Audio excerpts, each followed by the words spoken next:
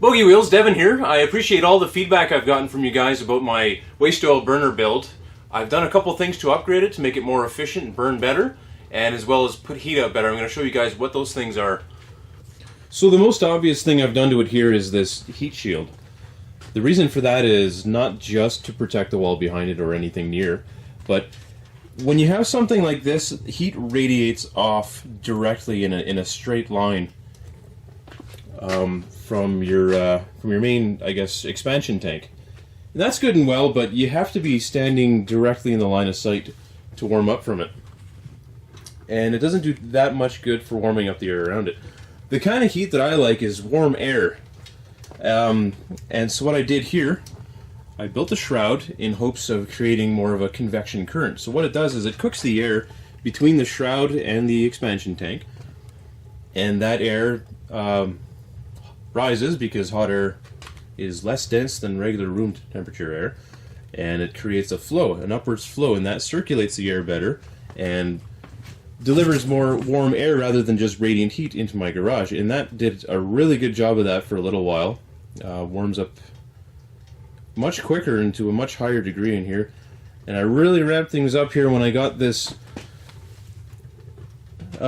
stove fan from my grandfather. Thanks, Grandpa. Turn that thing on, and then it just starts blowing heat right out of the corners here. See the inlet there? The air just sort of encompasses the whole expansion chamber and definitely does a much better job of transferring that heat into the air rather than losing so much of it out of the chimney. So in that regards, yes, it does get much warmer in my shop now. I actually had to open the window a little bit earlier, and it's burning on just a low drip right now. Oh, I sped it up just a little bit, sorry, I lied. But it had been for a long time. Because my temperature reading on the far side of the room got it down to 20, but it was closer to 27, peaking on 30 earlier.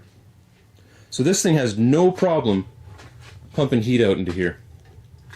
Second thing I've done to upgrade it is the first video I showed you, the copper pipe was inserted inside of this steel tube, and that steel tube had directed the flow of oil to the very middle of the container. I figured that was going to be the most efficient way to get a more complete burn, have everything center mass, burning from the center.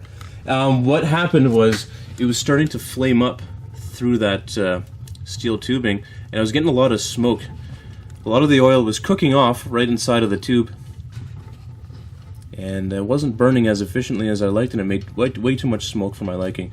So I drilled a couple extra holes into the rotor, and those could actually stand to be a bit bigger because, as you can see, I still need to leave a little bit of space between the pot and the rotor for airflow. But you let it drip just above the rotor where it's not going to be touching any hot steel on the way in, and it burns a lot cleaner and a lot more efficiently, and you're not losing heat, you're not losing oil being cooked off beforehand. So this has been a real big success in that aspect. The next thing I really need to do, though, is affix it to something that's not going to move if I bump into this. So what happens is that copper tube is attached to the wall, there and there, so it's static there, and well, my stove is just sort of sitting on the floor. So not to advertise this as any more dangerous than it looks, but if you bump it, what's going to happen is that rotor that it's dripping through right now is going to shift positions, and it might start spilling onto the rotor instead of dripping through the hole. That could be a huge problem because that'll set on fire immediately. So that's something I will be taking into consideration as soon as possible and accounting for. Beyond that, it's working amazing. It starts up real good. I have a better filtration process that takes some of the water out so I don't end up with it spattering anywhere. It's a big issue with when you're burning waste oil is make sure you don't have any water, make sure you don't have any coolant, antifreeze or anything in your line, because just like they say don't put out a grease fire with by throwing a cup of water on it. The same exact reason. Water expands to 1700 times its volume when it turns to steam, and that throws oil everywhere. This is not an open pan, so it doesn't really have much place to go, but it still does make a bit of a mess, as you can see by my floor here.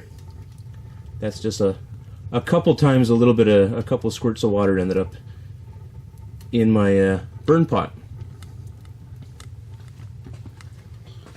So it's been running great, putting off tons of heat. Oh, I've also got a new needle valve in line, so I can make adjustments and they take effect more quickly because it's closer to my point of exit. And I set up my tank system a little bit better. I have my spout coming out from the very bottom of the tank. I've got a very direct on-off lever, and I'm using a 1/4-inch line, sorry, 3/8 line instead of the old 5/16. Flows a little bit quicker and it gets down to where I need it quicker.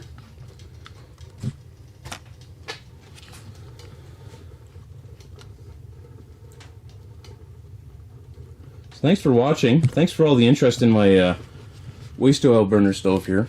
I'm learning a lot from doing this, and I'm learning more and more as time goes on. And I'd be happy to share my experiences, good and bad, with you guys as they happen. So I've already made a couple mistakes that I've been able to correct on my own.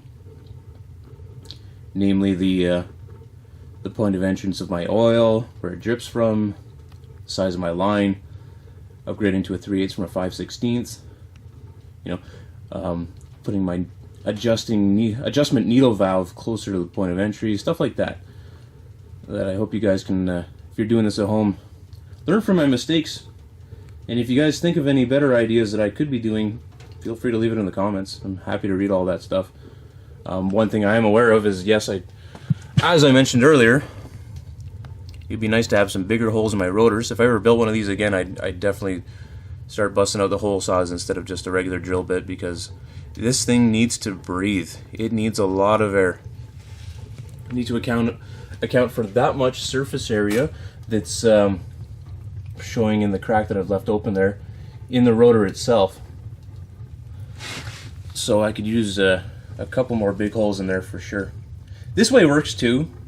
I just would rather have it sealed up in a manner that the burn pot is not exposed. Whether it makes a difference, I don't really think so.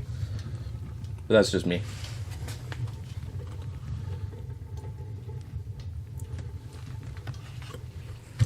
But circling back to what I said first, this blower fan and this shroud make a huge difference. Lots of heat coming off of that, and lots of warm air coming off, not just radiant heat too.